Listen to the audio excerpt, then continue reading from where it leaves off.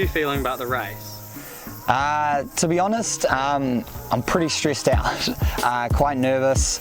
Like, I've built it up a lot in my own head, and obviously, like, I started a YouTube channel, so I put a lot of pressure on myself, like, to do well, but then also like, I know doing well here will allow me potentially to get into other races around the world, on the world circuit and sponsorship. So, like, I really want to be a professional, like, ultra runner, and to do that you need to kind of prove yourself. So, like, right now I'm pretty, I guess, stressed about the result per se, more so than like my performance within the race.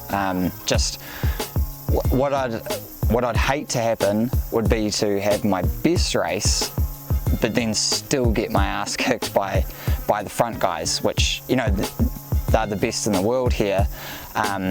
So yeah, to have to finish like have my best race and still finish far back from them would be a bit of a hit to the pride, and I'd have to, that's kind of like what I'm most scared or nervous about. How has your build-up been? Well, that's one thing I can take a lot of confidence from. It's definitely been my best ever training block leading up to this race. Having it in my own backyard has been a huge benefit, because I've been able to train on the course at, you know, race pace, and then, because of the beauty of Strava, match up like how I've done in the segments compared to, you know, the guys who have finished in the top 10 in years previous.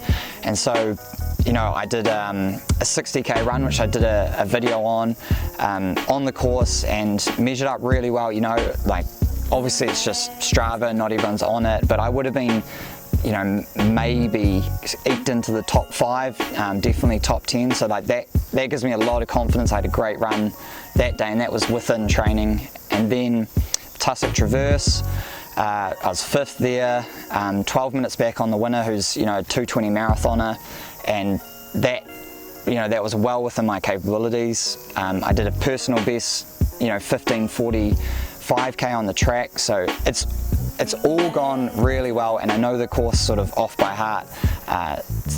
Training has gone exactly to plan, so that gives me a lot of confidence. What do you think your strengths are coming into this race? Strengths will be knowing the course, number one. Physically, I guess that's a hard one, because I have the strength in efficiency and economy on the trails, and I'm really good at pacing and being conservative over the early parts, which is important in an ultra. But then my strengths compared to, you know, the Sage Candidate, Tom Evans, Zach Bitter, you know, those guys have world titles around some of the best races. So that's, you know, my strengths compared to their strengths aren't as high, and that's kind of hard to handle, knowing that there's people on that next level above me. But definitely knowing the course and knowing when to push, and having trained on it, you know, almost every inch of it, and really being conservative early on, that's going to be my strength. What do you think the hardest part of the race will be?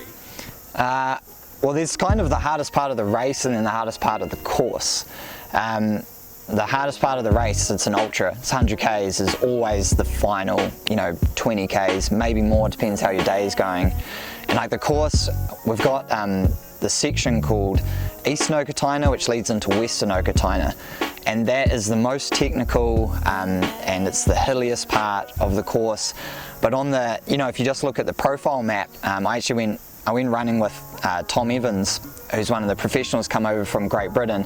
He's like, oh man, you know, I looked at the profile of this course and it looked like super fast, but when you get into it, it's just lots of sections that just keep taking your speed away. Little ups, little downs, just real technical rocky descents, which on the profile it's not really, you know, big ascents or descents, but they just keep sucking away your speed. So pushing too much through there, trying to maintain your average pace or time goal, that's the hardest part, getting carried away. It can be quite flowy at times, and you can get swept up in it, and your GPS signal gets lost, so you don't know really what you're actually doing. That's kind of the hardest part of the course. And then also, I guess the hardest part of the race will be Western Okataina. It's about a 40-minute climb. That was the part I did in the my 60k run, and that will be the decisive part. If you overcook yourself there with pretty much 35 k's still to go, it could undo your race.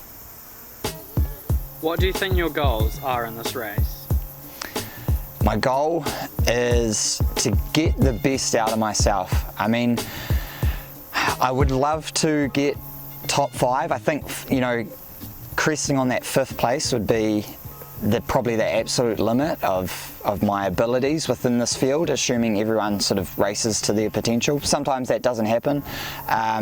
Otherwise, around 9 hours on this course would be amazing. So those are really my outcome goals, results. But then, process goals is just going to be about executing everything I've trained for on the day, everything I've talked about on the channel. That's like, if I can do that and I can race to my potential and I do everything, then I can't really be that upset.